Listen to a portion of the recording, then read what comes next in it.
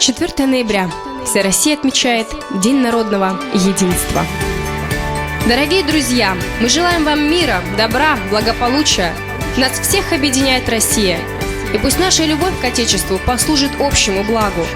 Пусть новый день начнется с улыбками на вашем лице, пусть близкие будут здоровы, а жизнь преподнесет вам только долгожданные сюрпризы.